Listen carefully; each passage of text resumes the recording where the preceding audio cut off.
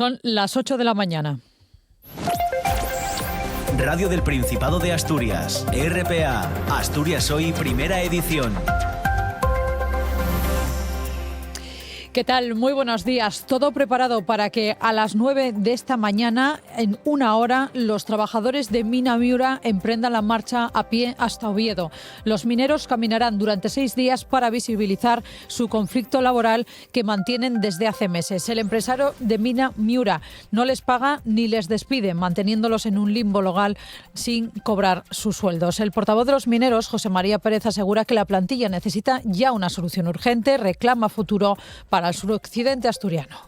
Estamos aquí a la espera de que un empresario a la fuga tome alguna medida o alguna solución y de no aparecer, que quien sea tome medidas para retirarle esta empresa que siempre ha sido rentable y la ponga en manos de empresarios dignos que puedan afrontar esta situación y sacar adelante no solo el trabajo y salvar nuestros empleos, como también unas regiones que están sufriendo continuamente la despoblación y la destrucción de empleo.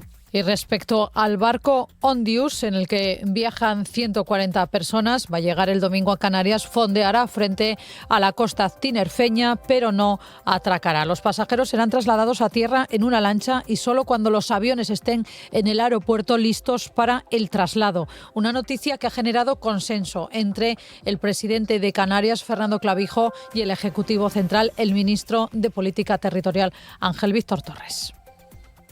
El buque en ningún caso atracará, solo fondeará, con lo cual creemos que es una muy buena noticia porque vectores de posible contagio y de riesgo pues se disminuyen. A partir de ahí se van a hacer las evacuaciones de ese barco, se van a hacer con absoluta seguridad, encapsulándose a esas personas que llegarán a los espacios de automóviles, en este caso medicalizados o seguros, y a partir de ahí llegarán a los aviones que harán que lleguen a sus países, y en el caso, por ejemplo, de los compatriotas españoles irán a España, a Madrid en este caso.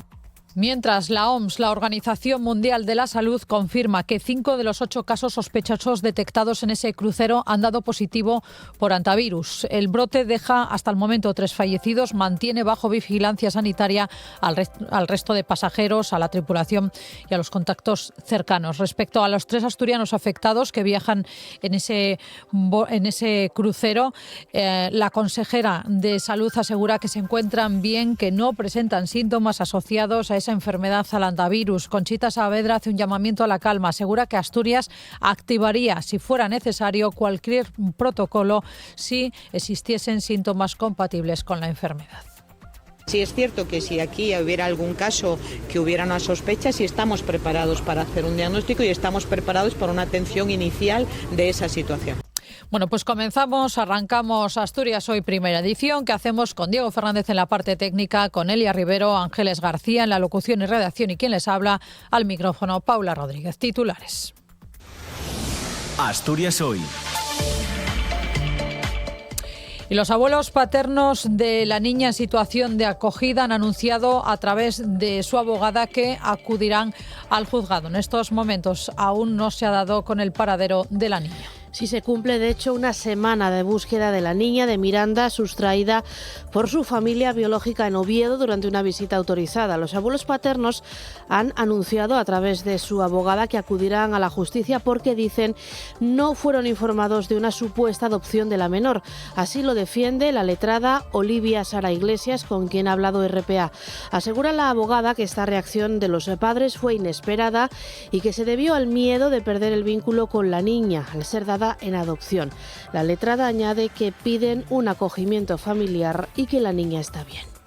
De los abuelos que me dicen que ellos en ningún momento aceptan esa adopción ni que se vayan, que desconocían que era la última vez hasta que llegaron al punto de encuentro, y lo que vamos a hacer es investigar todo el expediente y todos los hechos ocurridos. Eso, según me dicen los abuelos, que están bien y que se fían plenamente de su hijo y de su nuera. Y güey, el día de les lletres asturianes, pela tarde, Berta Piñán va a recibir el Premio Nacional de Literatura en asturiano. La obra literaria de Berta Piñán contribuyere a la dignificación de la literatura asturiana, al so espardimiento fuera de Asturias y al proceso de recuperación lingüística. Dizlo la Academia de la Lingua, que esta tarde va a entregar a Piñán el 4º Premio Nacional de Literatura Asturiana nel Teatro Campo Amor Nubieu, nel acto por 47 días de les lletres asturianas. Piñán dice que el asturiano tiene que ser oficial. Yo creo que tendremos un futuro a construir entre todo el mundo. También creo que la lengua, todas las lenguas, no debían ser patrimonio de ningún partido político y, por lo tanto, eso es lo que debería desbloquear las situaciones y, por ejemplo, la oficialidad del asturiano. Y hoy en Siero van a sonar las bandas sonoras más famosas del cine. Sí, las bandas sonoras como esta que escuchamos. La Pola acoge el espectáculo musical titulado Encuentro de Bandas Sonoras, cuando dos bandas suenan de cine. Será esta tarde a las 8 en el Teatro Auditorio de la localidad. La entrada es libre hasta completar el aforo de la sala.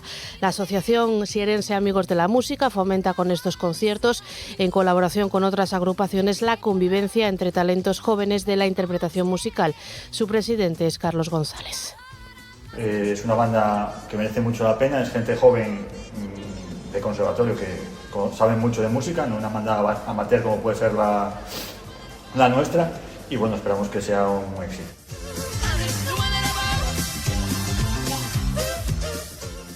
El tráfico. 8 y 6 minutos de la mañana, echamos un vistazo a las carreteras del Principado. DGT, muy buenos días. Buenos días. Hasta ahora situación tranquila en las carreteras de Asturias. Tan solo encontrarán complicaciones en la A64 a la altura de Sariego, ya en dirección Villaviciosa. En sentido A8, tráfico en aumento además en la A66 a su paso por Parque Principado, ya en dirección a Gijón. Y se complica el acceso a Oviedo en la AS2 a la altura de Villamejil. Gracias, DGT. Nos vamos a Oviedo. Policía local, muy buenos días. Hola, buenos días. ¿Cómo se circula hasta ahora? Cuéntenos. Ahora mismo el tráfico es fluido y sin retenciones en toda la red viaria y no hay incidentes a destacar.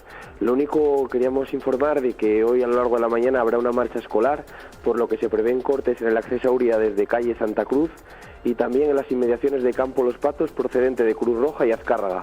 Bueno, pues apuntamos esa recomendación, apuntamos esa señalización que nos dice la policía local de Oviedo con esa marcha infantil que va a tener lugar por el centro de la ciudad. Gracias, Oviedo. Nos vamos a Vilés.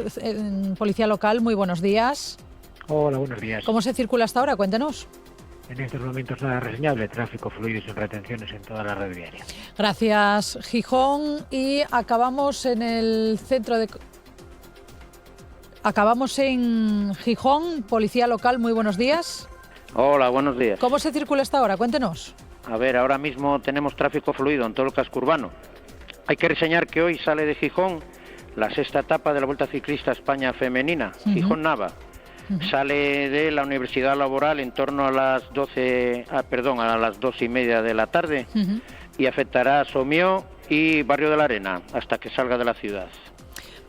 Gracias, Gijón. También tenemos en cuenta todo lo que nos cuenta la policía local de Gijón con esa vuelta ciclista femenina que va a acabar en Les Praeres, en Nava. Continuamos. El tiempo. Vamos con el tiempo que nos trae Cecilia Crespo. Muy buenas. Buenos días, Paula. Empezamos el día con cielos muy nubosos. Hoy los claros más evidentes se verán en las horas nocturnas. Las lluvias aparecen de forma tímida, pero irán ganando presencia e intensidad con el paso de las horas. Las temperaturas descienden entre 1 y 2 grados. El viento sopla del sur en la cordillera y se pondrá el noroeste en la costa. Las rachas rondarán los 40 km por hora.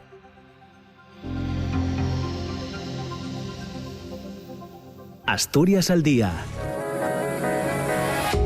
Ya saben que hoy Asturias al día se hace desde la Junta General del Principado. Es viernes. Roberto Pato, muy buenas.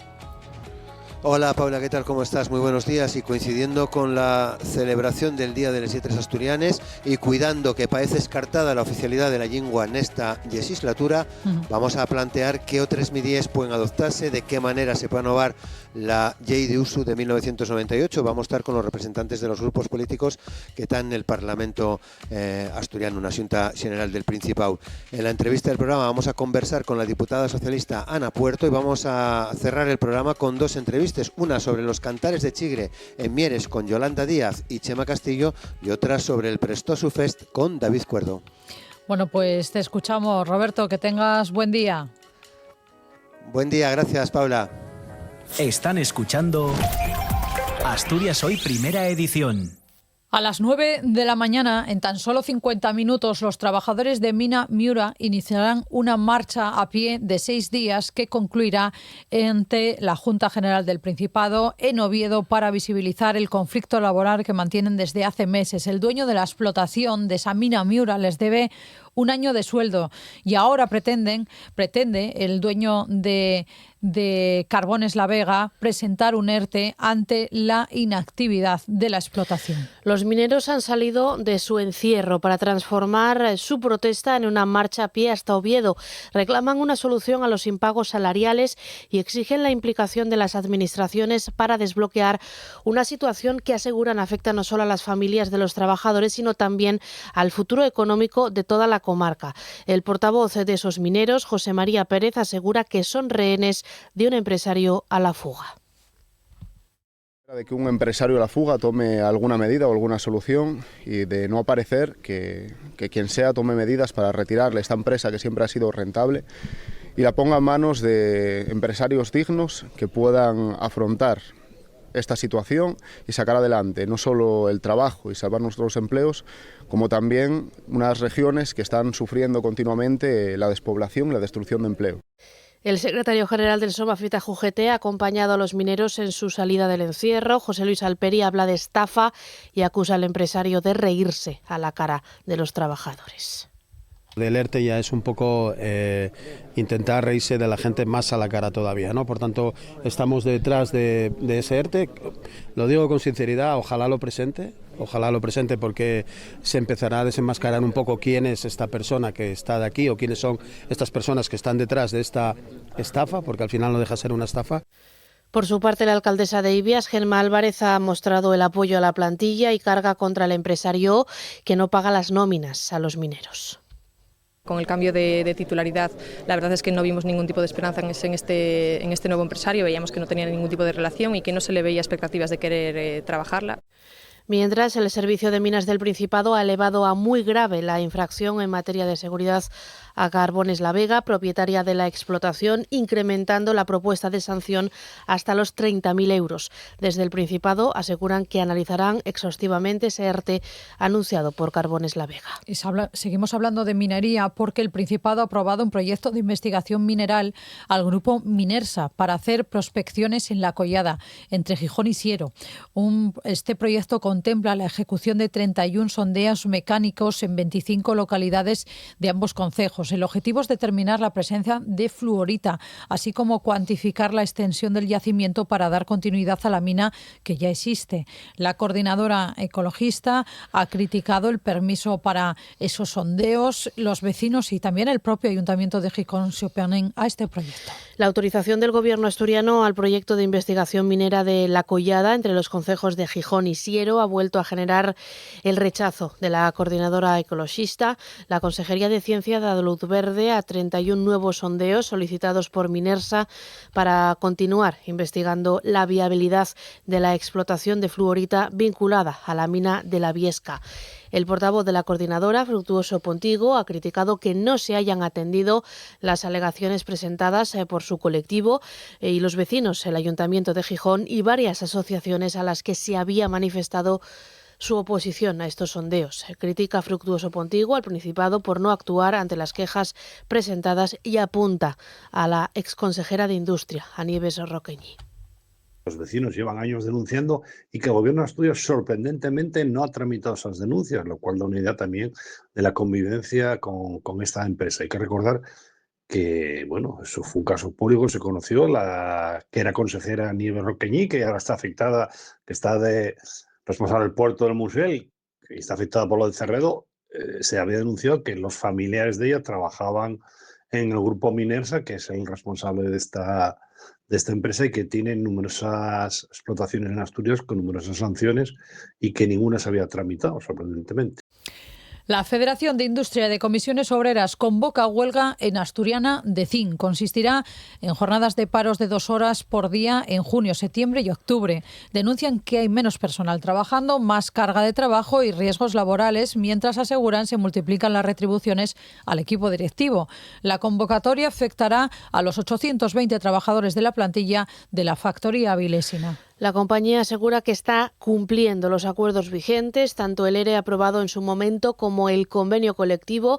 Ambos, recuerda, fruto de acuerdos alcanzados con la representación legal de los trabajadores a través del comité de empresa.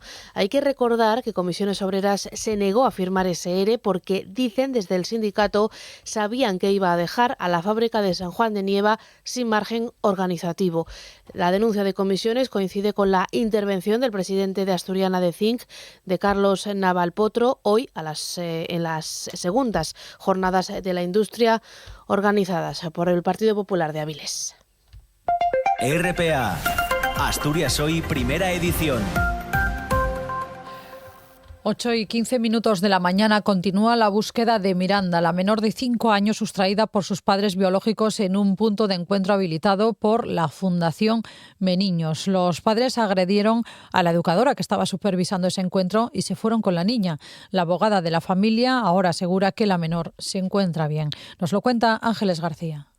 Las autoridades siguen sin saber el paradero de la menor en situación de acogida que fue sustraída por sus padres biológicos la pasada semana durante una visita autorizada. Los abuelos paternos de la niña han anunciado a través de su abogada que acudirán al juzgado porque dicen que no fueron informados de una supuesta adopción de la menor, que ese era su último encuentro. Situación que les impediría volver a verla y que denuncia su abogada, que es Oliva Sara Iglesias, con quien ha hablado RPA.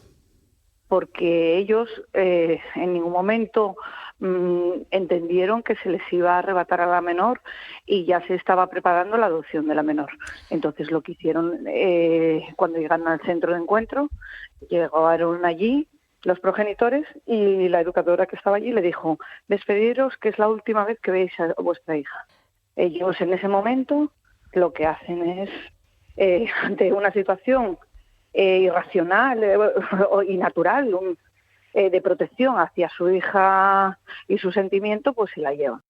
La abogada asegura que esa reacción de los padres fue inesperada y se debió al miedo de perder el vínculo con la menor al ser dada en adopción.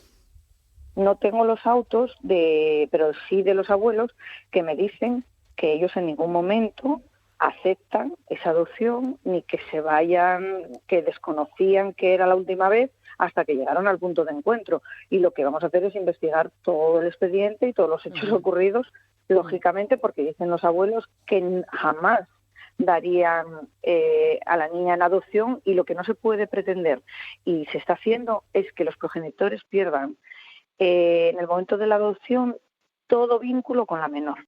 La letrada, que defiende a los abuelos del padre de la niña, insiste en que rechazan la adopción y lo que piden es un acogimiento familiar. A ver, los abuelos lo que piden es que salga la verdad a la luz, el intentar luchar por entre la familia, la reunificación familiar, ver el expediente completo, que todavía no lo tengo, pero para ver que si hay alguna nulidad de lo actuado y ver todos los temas que se han llevado a cabo. Yo lo vamos a instar en el juzgado. Yo fui contratada ayer por ellos y porque quieren que empecemos a mover todos los temas y por supuesto vamos a ir al juzgado. Y según le han dicho a esta abogada, a Olivia Sara Iglesias, la niña está bien.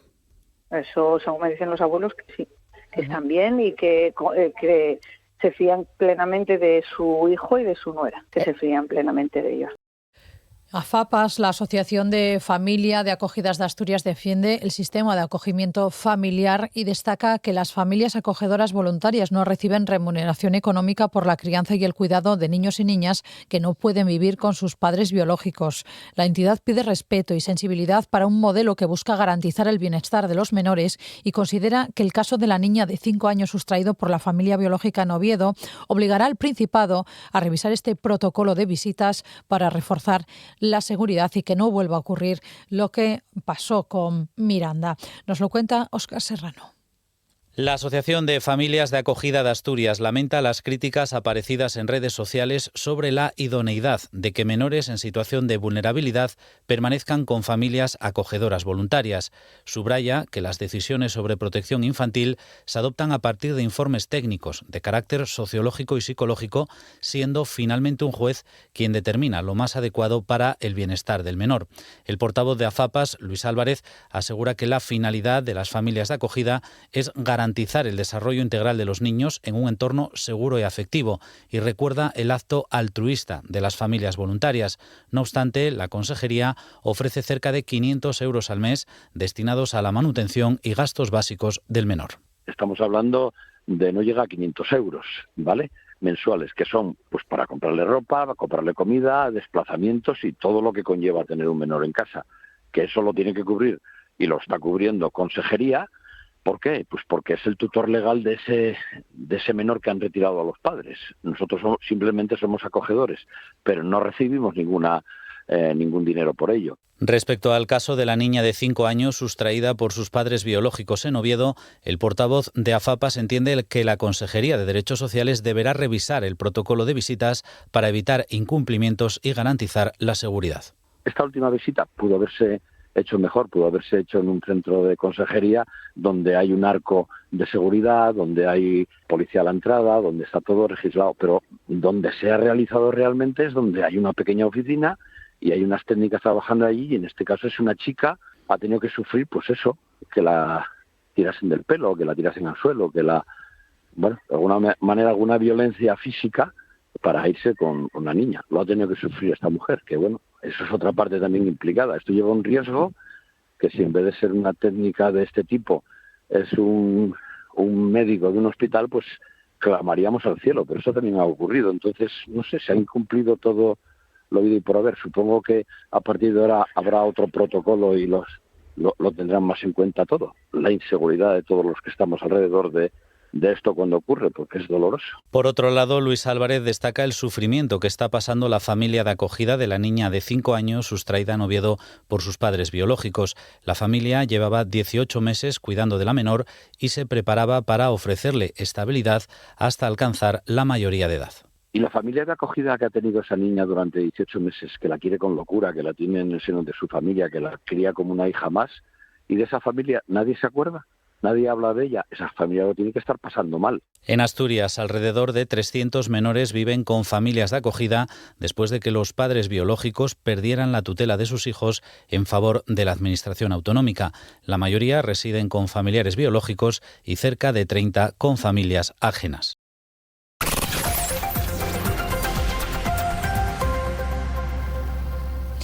Muy pendientes a esta hora de lo que vaya ocurriendo a bordo del barco Ondius. La OMS confirma que 5 de los 8 casos sospechosos detectados en el crucero han dado positivo en hantavirus. El brote deja hasta el momento 3 fallecidos y mantiene bajo vigilancia sanitaria al resto de pasajeros, tripulación y contactos cercanos. Ninguna de las personas que permanecen a bordo de ese crucero presentan síntomas. La OMS advierte de que podrían aparecer más contagios porque, recuerdan, el periodo de incubación puede extenderse hasta 6 semanas. Ayer fue hospitalizada con síntomas la primera persona ajena al barco. Es una azafata que mantuvo contacto con la segunda de las fallecidas. La OMS recuerda que la variante Andes, la que ha provocado esta crisis sanitaria, es la única que puede transmitirse entre personas. Mientras se sigue rastreando a las 29 personas que desembarcaron en la isla de Santa Elena. Desde la OMS, su director general insiste en que el riesgo para la salud pública sigue siendo limitado. El barco se dirige ya a las Islas Canarias y confiamos en la capacidad de España para gestionar esta situación. De nuevo, consideramos que esta situación constituye un riesgo bajo para la población canaria. Un riesgo que, según el presidente canario, va a ser aún menor gracias a que el crucero finalmente no atracará en Tenerife, tan solo fondeará. Una noticia que ha generado consenso entre el presidente de Canarias, Fernando Clavijo, y el Ejecutivo Central, también con el ministro de Política Territorial, Ángel Víctor Torres. El buque en ningún caso atracará, solo fondeará, con lo cual creemos que es una muy buena noticia porque vectores de posible contagio y de riesgo pues se disminuyen y por lo tanto la evacuación de esos pasajeros va a ser con una lancha o una nave nodriza que pueda ir, recogerlos, trasladarlos y llevarlos al aeropuerto. A partir de ahí se van a hacer las evacuaciones de ese barco, se van a hacer con absoluta seguridad, encapsulándose a esas personas que llegarán a los espacios de automóviles, en este caso medicalizados o seguros, y a partir de ahí llegarán a los aviones que harán que lleguen a sus países y en el caso, por ejemplo, de los compatriotas españoles irán a España, a Madrid en este caso, para ir al Hospital Gómez Ulla, que es el que tiene el 50% de las camas específicas en caso de que fuera necesario el poder utilizar esas instalaciones. Respecto a los 3 asturianos afectados que viajan en ese crucero, la Consejería de Salud aseguran que se encuentran bien. Conchita Saavedra reconoce que Asturias no dispone de las instalaciones necesarias para aislar casos de usuarios contagiados por hantavirus. De hecho, en todo el territorio nacional solo existen 16 centros preparados para atender y aislar sin riesgo a pacientes infectados. En caso de detectarse una persona contagiada por este virus, aquí en Asturias la consejera explica cuál sería el procedimiento a seguir. Se trasladarían a esas unidades y en el caso de que fueran contactos es cuando sí realmente, o sea, no hubiera un caso, no enfermaran, es cuando realmente hubiera la posibilidad a lo mejor de que estuvieran en aislamiento domiciliario. Pero realmente no somos un centro de referencia en ese sentido. No obstante, la consejera Conchita Saavedra ha subrayado que aunque Asturias no cuenta con unidades específicas de aislamiento para este tipo de casos, el sistema sanitario sí dispone de los recursos necesarios para detectar la enfermedad y activar con rapidez los protocolos correspondientes. Sí es cierto que si aquí hubiera algún caso que hubiera una sospecha, sí estamos preparados para hacer un diagnóstico y estamos preparados para una atención inicial de esa situación. La consejera hace hincapié en la capacidad legal del Principado para controlar posibles contagios y establecer medidas de seguimiento o aislamiento. Apela, en primer término, a la responsabilidad individual. Desde el Ministerio de Sanidad, Mónica García insiste en que recurrirán a todas las herramientas legales en caso de tener que garantizar que se cumpla esta cuarentena. Vamos a apelar al sentido común, a la responsabilidad de los propios pasajeros y de sus familias, no solamente en el cuidado de su propia salud, sino en el cuidado de la salud pública.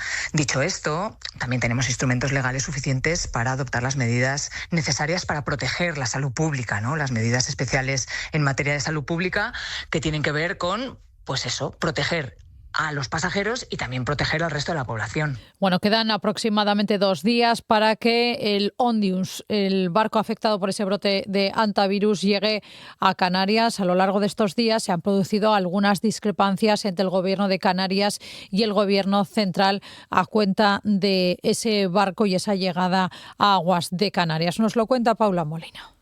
Según los expertos, esta opción es legalmente posible. Existen instrumentos jurídicos en España que otorgan a las administraciones el poder para restringir en este tipo de casos el derecho a la libertad de movimiento. Eso sí, al ser un derecho fundamental, requiere de autorización judicial. Alejandro Huergo es catedrático de Derecho Público en la Universidad de Oviedo. Concretamente, ya en el año 86, cuando se aprobó la Ley General de Sanidad, se aprobó una ley orgánica, la Ley Orgánica 386, que permite que en caso de enfermedades transmisibles se puedan ordenar medidas de este tipo. Y además en el año 2002, cuando se aprobó la Ley de Autonomía del Paciente, que también es un desarrollo importante de los derechos de los pacientes, aunque el principio general es que los tratamientos médicos son voluntarios, y de ahí el consentimiento informado que todos firmamos tantas veces, hay excepciones o tratamientos obligatorios. El Estado en este caso también tiene competencia para regular la sanidad exterior, es decir, aunque en Canarias existiera alguna norma de veto para impedir que el barco desembarcara en el archipiélago, la última palabra la tiene el Ministerio, aunque la situación es diferente en el ámbito internacional. Los Estados tienen unas obligaciones que les marca el derecho internacional, que les marca la pertenencia a organizaciones internacionales, y entre otras es la de atender, o sea, el que está más cerca, pues lógicamente tiene que atender, ¿no? Esto es algo que estamos viendo muchas veces en temas de inmigración, esta doctrina del puerto seguro, es decir, cuando hay un buque que está en una situación de peligro, pues el Estado que está más cercano es que lo tiene que acoger, ¿no? Con la independencia de que considere legal o ilegal la estancia, lo que sea, la seguridad prima. Pues aquí es un poco lo mismo.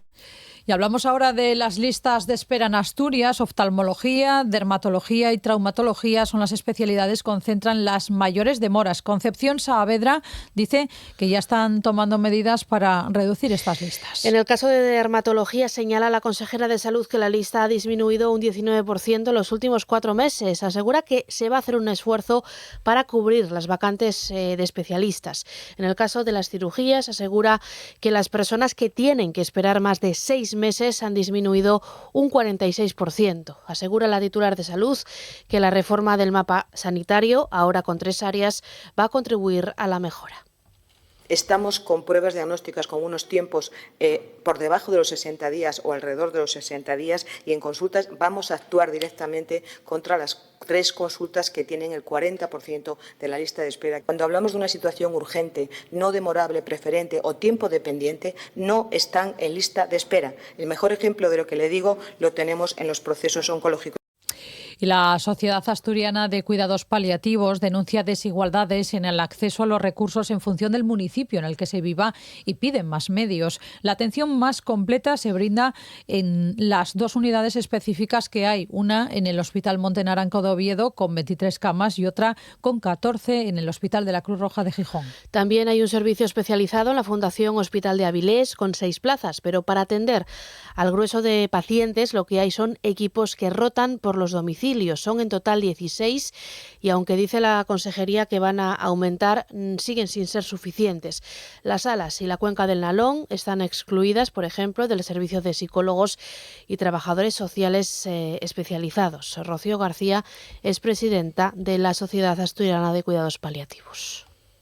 Quizás es lo más desconocido, todavía la población no sabe exactamente, quizás un psicólogo sí, pero no tanto que hace una trabajadora social al final de la vida, y creo que es importante que las personas tengan acceso a todos los profesionales. Asturias Hoy, primera edición. Noticias. Hoy es 8 de mayo, es el Día Internacional de la Cruz Roja y la Media Luna Roja. En Gijón, en el Paseo de Begoña, entre las 11 y las 2 de la tarde, habrá una mesa para dar a conocer los proyectos de la Asamblea Local. Por la tarde, Cruz Roja Juventud dinamizará varias actividades y a las 9:30 la fachada del Ayuntamiento se iluminará de rojo. Termina así una semana, la hora del domingo, una semana de actividades solidarias centradas en la sensibilización y el apoyo a la infancia y la adolescencia vulnerables. El broche final, como decimos, era el domingo con la celebración de la 3ª carrera Marcha Solidaria. Los fondos recaudados irán íntegramente a apoyar los proyectos de Cruz Roja Juventud, los que tiene activos en Gijón. Escuchamos a José Ramón González, presidente de la Asamblea Local. Cerraremos la semana el domingo 10 de mayo con la celebración de la 3ª Marcha Solidaria, que dará comienzo a las 11 horas desde los Jardines del Náutico de Gijón, en favor de la infancia y la adolescencia de familias vulnerables en Gijón. Y tendremos la actuación el día 10 de mayo, tendremos la actuación especial que pondrá fin a esa jornada, Fran Juesas. También desde la Asamblea Local de Gijón, Cristian Rodil hace hincapié en la necesidad de visibilizar la actividad de Cruz Roja, la actividad diaria, más allá de lo que a veces mostramos en los medios. También creemos que tenemos que visibilizar el impacto que pueda tener y que la ayuda no solo es a colectivos a colectivos puntuales que puedan aparecer en los medios de comunicación y demás, como puede ser la inmigración o la relación a la mujer por cualquiera de las casuísticas o problemáticas que pueda tener, o incluso la infancia, sino que también cualquier persona con una vida normalizada, en un momento dado puede suceder cualquier barrera que necesite, alguna colaboración, y para eso nosotros y nosotras vamos a estar aquí para acompañarles. Igual que el Día de les Lletres Asturianes, la obra literaria de Berta Piñán contribuyera a la dignificación de la literatura asturiana, al so espardimiento fuera de Asturias y al proceso de recuperación lingüística. Dizlo la Academia de la Lengua Asturiana, que esta tarde va a entregar a Piñán el 4º Premio Nacional de Literatura en Asturiano nel Teatro Campoamor, nel actu poles Día de les Lletres Asturianes. Tuvo con la poeta Estíbaliz Urquiola. Berta Piñán asegura que la so mayor recompensa y es sentir que al través de los sus poemes comparte emociones, sentimientos, experiencias. Lleva 40 años publicando y más escribiendo. Recuerda una obra, un poema, La tierra baldía, de T.S. Eliot. Significó un descubrimiento y una manera de pensar que yo en algún momento quería hacer algo que se pareciera a aquello. De Berta Piñán, el xurau destaca la calidad de un facer literario en el que destaca la fondura de una poesía sentida, sensible, abierta a los problemas cotidianos y del mundo. Entrugamos y por estos. Quizá es el problema más acuciante en el momento güey a este día son la guerra y el desastre humanitario. Eso también tiene mucho que ver con el ascenso de los totalitarismos políticos en el mundo entero y en geografías muy cercanas a nosotros y en nuestro propio territorio. Un peligro, añade, para las libertades, para la igualdad, para la justicia social. También para la lengua asturiana, porque también la lengua asturiana es un ejercicio de democracia y de libertad. Pero no hay que claudicar. Berta sonríe, cuenta con una ventalla, con la edad. Vi momentos muy malos en que parecía que era imposible conseguir la oficialidad o era imposible que esto avanzara. Vi momentos muy buenos, vivílos además como consellera también, y vi momentos muy frustrantes y también momentos muy esperanzadores. Yo creo que tendremos un futuro a construir entre todo el mundo. También creo que la lengua, todas las lenguas, no debían ser patrimonio de ningún partido político y por lo tanto eso es lo que debería desbloquear las situaciones y, por ejemplo, la oficialidad del asturiano. La Academia asegura que Berta Piñán y la su obra, d'ambes, son decisivas en el valir actual de les nueces lletres. RPA, Asturias Hoy, primera edición. La Pola acoge el espectáculo musical titulado Encuentro de Bandas Sonoras, cuando dos bandas suenan de cine. Será esta tarde a las 8 en el Teatro Auditorio de la localidad. La entrada es libre hasta completar el aforo de la sala. Tiene todos los detalles Ángeles García.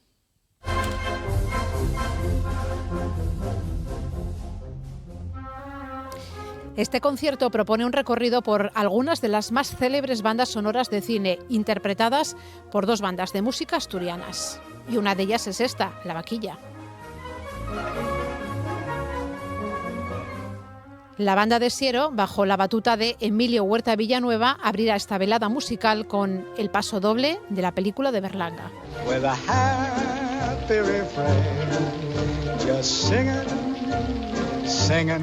Para luego interpretar un clásico del cine, Cantando bajo la lluvia.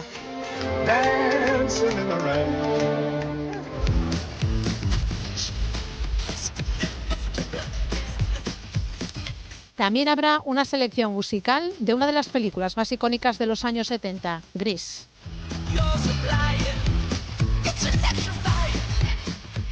La Asociación Sierense Amigos de la Música fomenta con estos conciertos, en colaboración con otras agrupaciones, la convivencia entre talentos jóvenes de la interpretación musical.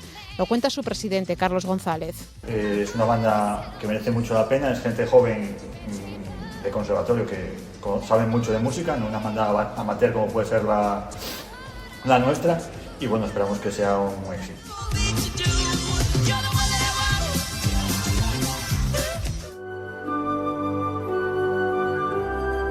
La oboísta María Isabel Gurner Velasco Rodríguez, con una amplia trayectoria profesional en el extranjero, deslumbrará con el solo de Gabriel's Oboe del largometraje británico La Misión.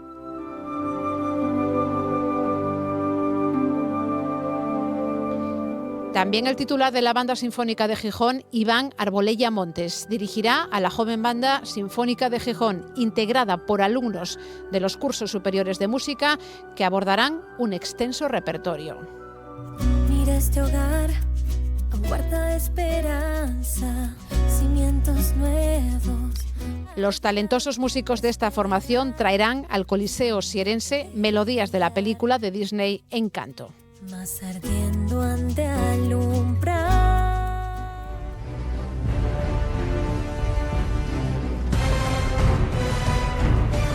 Y también habrá tiempo para Los Piratas del Caribe 2.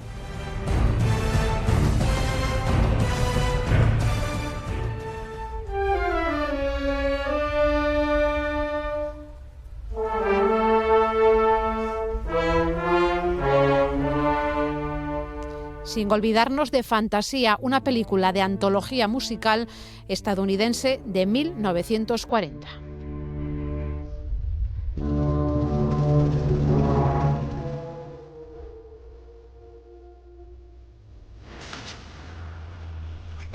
Más bandas sonoras. Esta, El Rey León.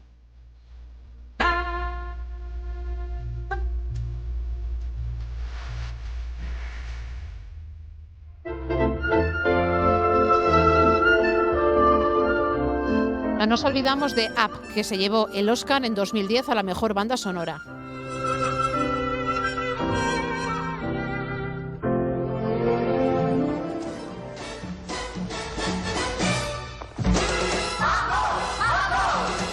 Y finalizará la velada musical con El Mambo de West Side Story.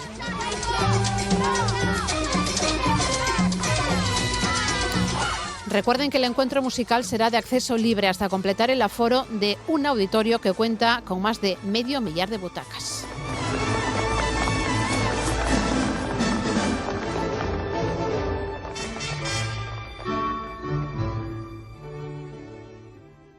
Están escuchando Asturias Hoy, primera edición. Pendientes de todo lo que ocurra en ese barco Ondius, la Organización Mundial de la Salud confirma que 5 de los 8 sospechosos detectados en ese crucero han dado positivo en hantavirus. El brote deja hasta el momento 3 fallecidos y mantiene bajo vigilancia sanitaria al resto de pasajeros, tripulación y contactos cercanos. Vamos a hablar de todo esto con Mario Margolles, médico especialista en medicina preventiva y salud pública, ex jefe del Servicio de Vigilancia Epidemiológica del Principado. Muy buenos días. Muy buenos días. En los últimos días el foco mediático ha estado y está en ese barco con en torno a 140 pasajeros a bordo. Por el momento, como decimos, la Organización Mundial de la Salud está hablando de 5 casos confirmados de hantavirus detectados entre los pasajeros de ese barco, y allí hay 3 asturianos, por cierto, que también viajan en ese barco, de los 14 españoles que hay a bordo. Quizá lo primero que tenemos que conocer es qué es exactamente el hantavirus y cuáles son sus principales síntomas que se deben vigilar tanto las autoridades sanitarias como la propia población, ¿no?, cuando alguien tiene este tipo de síntomas. Cuéntenos, Mario. Sí. Bueno, los virus Hanta son virus plenamente conocidos, no es ningún nuevo virus ni nada de eso. Nosotros lo conocemos bien porque las mayoría de las publicaciones americanas suelen publicar periódicamente determinado tipo de casos sueltos, alguna vez algún brote. En Estados Unidos publican mucho de ellos, los estados del sur, y está muy relacionado por nuestro contacto con los roedores domésticos o roedores silvestres en general, ¿no? Es un virus que coloniza a los roedores y sale de ellos a través de heces y a través de la orina. En pocas ocasiones tenemos contacto con los roedores de carácter respiratorio, ¿no? Entonces, cuando hay alimentos que se contaminan con ese heces o con orina y son consumidos por el ser humano por vía digestiva o por el contacto a través de una herida, pasan al ser humano. Pero todo eso genera casos sueltos por lo general, ¿no? Solo en determinadas ocasiones se producen brotes. La mayoría de los brotes eran de carácter alimentario o por haber contaminado el agua de bebida en determinadas ocasiones.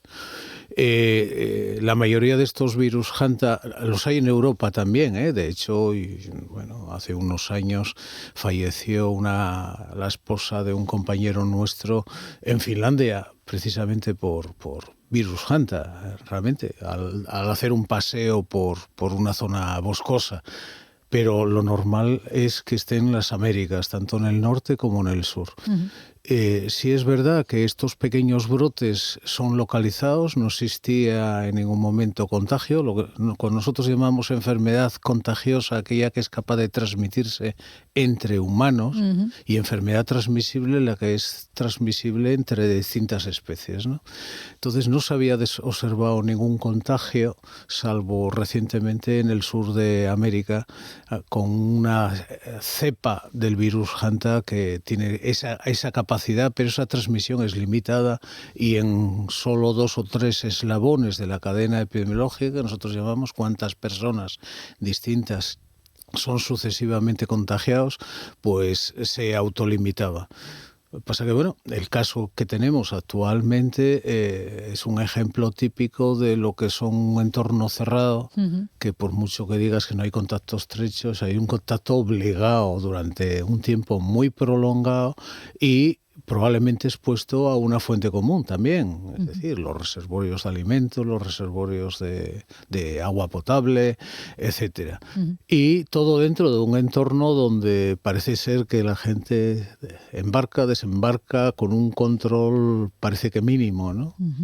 Entonces, si alguien estuvo expuesto en un momento determinado con una cepa o un linaje de los virus Hanta que tiene capacidad de contagio como tal, aunque sea muy limitado, todas las publicaciones científicas indican que los contagios son muy limitados y que la aparición de brotes es posible, pero siempre con una autoeliminación del brote. Claro. Aquí el problema también reside en que nos hemos enterado que en torno a 28 personas se bajaron en la isla de Santa Elena, en el centro del Atlántico, centro sur, medio centro sur. Y eso, claro, puede implicar que alguna de esas personas que se hayan bajado puedan estar contagiadas, con lo que puede, claro, contagiar a otras personas si mantienen contactos estrechos. Sí, la mayoría de las epidemias siguen un circuito de concentración y dispersión. Se concentra determinados tipos de personas en un sitio concreto, se produce una gran difusión en ese sitio y luego se dispersan. ¿Qué sucede en los últimos tiempos? Que la capacidad de concentración y dispersión, hay capacidades que no existían antes. Por ejemplo, la isla de Santa Elena era un sitio para confinar allí a la gente para que se muriese y de repente sale un avión con todos contagiados a los distintos sitios del mundo con esa capacidad de dispersión que puede tener en un momento determinado. Claro. Evidentemente me imagino de que si hubiesen sabido que estaban en un proceso de producción de un brote no se hubiese dispersado tan fácilmente o hubiese habido dificultades para permitir que esa gente se dispersase. Claro, no lo conocían. Pero es la vida actual. ¿Qué nivel de riesgo sanitario ahora tenemos encima de la mesa? ¿Hay riesgo de epidemia, pandemia? No, bueno, vamos a ver. El conocimiento actualmente es limitado, siempre hay que hablar con prevención, pero el riesgo es ínfimo para la población general desde el punto de vista de una pandemia. Esto no tiene absolutamente nada que ver con el COVID. En primer lugar, no hay transmisión respiratoria, punto, que es el mayor riesgo que existe de la gente que sea coronavirus, sea gripe, sea cualquier otra cosa, porque a distancia somos capaces de transmitirlo de unas personas a otras, de contagiarlo. En este caso parece que los contactos tienen que ser estrechos en la distancia, es decir, una cercanía muy corta en términos de metros o casi diría que de centímetros por ingesta, o con una gran continuidad en el tiempo, que es lo que parece que también ha sucedido en el barco. Claro. Es imposible en un barco pequeño, aunque tenga 100 y pico pasajeros, que no exista cercanía social entre ellos, ¿no? Sea porque compartan alimentos, porque compartan bebida, porque compartan los propios sofás de las zonas comunes, como del tiempo que están pasando, pues parece ser que son viajes de 40 a 45 días. Claro, 40 a 45 días hay tiempo para todo, ¿no? Entonces, riesgo pandémico, ninguno. Riesgo epidémico, muy pequeño. Riesgo individual de la persona que haya compartido alimentos con un caso, pues probablemente tengan alto riesgo, pero estamos hablando que esa es la salud individual, no la salud colectiva, no la salud pública. No, yo por lo menos con la información disponible en estos momentos no existe ningún riesgo de ese tipo. De hecho, hay una mujer, de una azafata del vuelo donde viajó posteriormente una mujer que falleció por hantavirus, que está ingresada en Ámsterdam con síntomas. Sí, bueno, si hay fallos en lo que son los mecanismos habituales de control, y ahí es donde tenemos que reforzar, los epidemiólogos siempre decimos, aléjate, aléjate, aléjate, como una frase típica, ¿no? Es decir, si no te expones, nunca vas a tener ningún problema, ¿no? Pues si hubo fallos en la cadena de las medidas físicas de protección, de tal, da lo mismo que seas azafata, que seas el piloto, que lo que sea. Si hay un fallo, hay un fallo. Por eso, en epidemiología siempre hablamos de poner varias barreras. Por si falla uno, tener otra. No llegar a lo que en seguridad, por lo menos en la seguridad sanitaria, hablamos de los agujeros del queso, ¿no? Que no pase por todas las barreras ese riesgo. Pues hay que poner varios. Uno puede ser la distancia, otro puede ser poner un plástico, otro puede ser vestirse de un buzo sanitario y después, evidentemente, desinfectarlo todo muy bien. Los virus se desinfectan físicamente bastante bien, sin mayores problemas. Problema que hay para este virus o estos virus Hanta, todos son iguales, no existe un tratamiento específico, no hay un tratamiento que permita ni controlar ni paliar prácticamente la infección. Simplemente dar soporte a esa persona para que tenga capacidad de defenderse por sí misma una vez infectado. ¿Debemos decir hantavirus o hantavirus? En términos científicos siempre hablamos virus Hanta, utilizando la H como J, ¿no? Pero bueno, es un problema de denominación nada más. Ha habido confusión en los últimos días sobre el tema del confinamiento, si había mecanismos o no para obligar a una persona o personas a confinarse. Lo cierto es que durante la pandemia de la COVID vimos cómo las libertades de movimiento se restringían y eso producía, bueno, pues una obligación a mantenerse o en un concejo o en un punto determinado y demás. Incluso había horas del día para poder salir de casa o no y dependiendo para qué, ¿no? ¿Es obligatorio confinarse con el hantavirus? Vamos a ver, confinarse igual no es la palabra más adecuada, ¿no? Es decir, que las personas expuestas deberían estar en cuarentena.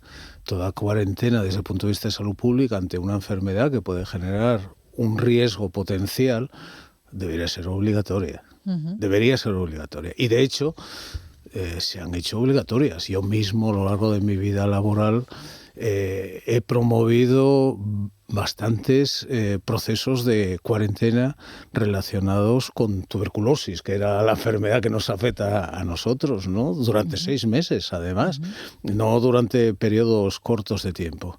Existe una ley orgánica del año 86, cumplió el otro día 40 años, no tiene un desarrollo reglamentario muy extenso, pero se puede utilizar. Existe el artículo 210 del Código Civil, donde tú puedes decretar el ingreso de una persona en un proceso determinado, dando en 48 horas comunicación a un juez, porque estás limitando sus derechos constitucionales, y el juez posteriormente, con la asistencia del forense correspondiente, puede confirmar o puede desestimar. Ahí sí está claro. Bueno, los jueces son los que toman la decisión final, pero durante el COVID, ¿cuántas personas confinamos, prohibimos cuestiones generales, no individuales, no específicas de una persona concreta, a la restauración y demás? Y por lo menos en Asturias, el Tribunal Superior de Justicia siempre avaló las decisiones. En otras comunidades es verdad que no se hizo de la misma manera, pero bueno, existen mecanismos legales, pero bueno, por definición toda cuarentena debería ser obligatoria. Es muy pesada para las personas que la padecen, pero bueno, el riesgo que puedes estar generando andando libremente por la calle puede ser muy grande. Entonces, en ese balance, en esa ponderación de derechos, tanto de la sociedad a defenderse como del individuo a ejercer su vida normal, pues alguien tiene que mediar, pues un juez, pues nada más. Mario Margolles, médico especialista en medicina preventiva y salud pública, ex jefe del Servicio de Vigilancia Epidemiológica del Principado. Muchísimas gracias, como siempre, por estar con nosotros explicándonos también este tipo de asuntos. Muchas gracias y que tenga buen día. Gracias a ustedes. En Asturias Hoy, primera edición, Deportes. Información deportiva que nos trae Fernando García de Dios. Muy buenas. ¿Qué tal, Paula? Buenos días. Esta tarde, a partir de las 8, el Telecable jugará frente al Benfica la semifinal de la Copa de Europa Femenina de Hockey sobre patines en el pabellón de Coimbra. Las gijonesas aspiran a sumar un nuevo entorchado, pero para llegar a la final tendrán que eliminar a las lisboetas encabezadas por la langreana Sara Roces. Natasha Lee es la entrenadora fabril. Roces es una jugadora que sabemos la calidad que tiene. Para nosotras no pensamos tanto en lo que es ella como jugadora, sino que lo cogemos como conjunto. El Benfica es un equipo muy duro. Pese a la delicada situación deportiva en el vestuario del Real Oviedo, no quieren oír hablar de descenso. Los azules quieren seguir compitiendo hasta el final y acabar de la mejor manera posible la temporada para darle alegrías a la afición, lo dice el central Eric Bailey. Mejor hablar de intentar ganar, intentar puntuar y acabar bien. Lo que pasará, pues es una cosa que depende de muchos cálculos. El Oviedo seguirá esta mañana preparando el choque del domingo a las 6:30 en el Tartiere frente al Getafe, cita que se va a perder el lesionado Dendoncker. El Sporting de Gijón tendrá esta mañana su última sesión de entrenamientos en Mareo para viajar de tarde a Andalucía, donde el sábado desde las 9 de la noche jugará en la Rosaleda frente a un Málaga en puestos de playoff. La principal novedad en la cita será la presencia de Otero, quien apunta a titular, por lo que Borja Jiménez cambiaría el dibujo táctico. Son baja Queipo y Oliván. También jugará mañana el Real Avilés Industrial, que con la ausencia de Kikala visita mañana a partir de las 6:30 a la Ponferradina, equipo al alza. Los de Lolo Escobar tratarán de poner su buen trabajo fuera de casa para buscar una victoria que les acerque más a la permanencia. Hasta el minuto 80 vamos a ir a ganar el partido, luego ya tienes que jugar con lo que tengas. Son 80 minutos para ganarlo y 10 para no perderlo. Evidentemente entiendo que es un partido muy complicado, con un rival muy exigente. Además, mañana a las 7 comienza la fase de ascenso a Primera Federación para el Vetusta, que visita al Tudelano. Esta noche a las 9 se cierra la fase regular de Primera FEB. El Alimerca Oviedo Baloncesto buscará la victoria en la pista del Ourense para lograr el factor cancha en el playoff a la Liga ACB. Javi Rodríguez es el técnico del OCB. Más que el factor cancha es ganar el siguiente, ¿no? Llegar al playoff siendo mejor equipo que lo que hemos sido la semana pasada. No depende de nosotros, lo que sí depende de nosotros es hacer las cosas bien, competir, intentar ganar contra un rival difícil. También concluye la fase regular en la División de Honor Plata masculina de balonmano para el Confíabas Oviedo, que recibe mañana a partir de las 7 en Vallovín al Barça Athletic. Los azules no dependen de sí mismos para eludir el playdown. Deberán ganar y que pinche el Contazara Zaragoza. Buenas noticias para el ciclista castellonense del Burgos BH, Hugo de la Calle, que volverá a competir este fin de semana tras abandonar la semana pasada la Vuelta Ciclista Asturias. Mañana estará en el Grand Prix du Bormain y el domingo competirá en la Trobo León, dos clásicas francesas. Y la Vuelta Ciclista España femenina llega a Asturias. Hoy se disputa la etapa entre Gijón y Les Praeres de Nava a través de 106 kilómetros y medio. Al frente de la general está la corredora belga Lotte Kopeck.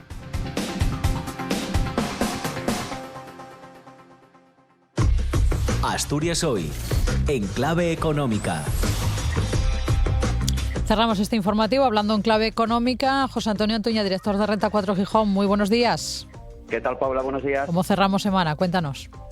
Bueno, pues la semana en general está siendo positiva, pero es cierto que hoy empezamos con algo de caídas. Y ayer el mercado se desinfló un poquito a última hora y acabamos la sesión con ligeras caídas, en torno al 0,25%, y los futuros hoy vienen marcando caídas en torno al 0,50, 0,60 en toda Europa. Eso nos haría perder los 18.000 puntos, por lo menos en este inicio de sesión. Y todo ello, pues bueno, ante los últimos acontecimientos en Oriente Medio, con ataques cruzados entre Estados Unidos e Irán, que ha llevado pues a que el Bren en algún momento estuvo subiendo hasta el 8%, situándose otra vez en la zona de los $104 por barril. Es verdad que luego, después de declarar Trump que el alto el fuego seguía vigente, pues se ha moderado y vuelve a estar en la zona de los $100, pero esa volatilidad generó pues eso, que subiera el barril de Brent y que cayeran las bolsas, a la espera de que podamos tener una respuesta formal por parte de Irán a la propuesta de Estados Unidos, y evidentemente los inversores pues estarán muy pendientes de eso. Pero hoy tenemos una de las grandes citas macroeconómicas de la semana, del mes.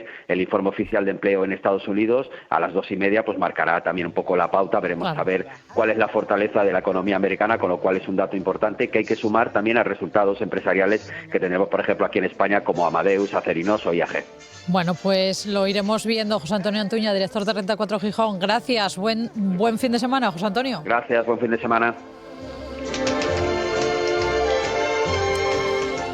Y les dejamos con una de las canciones más reconocibles del cine, Singing in the Rain. Será uno de los temas que se interpretarán esta tarde en el Auditorio de la Pola, un espectáculo musical titulado Encuentro de Bandas Sonoras, con 2 bandas que suenan de cine. Será a partir de las 8 de la tarde. Nosotros ahora lo dejamos, les decimos adiós, les decimos hasta el lunes. Ya saben que ahora toma el relevo Asturias al Día, y en TPA Noticias la información llega de la mano de Miguel González. Adiós.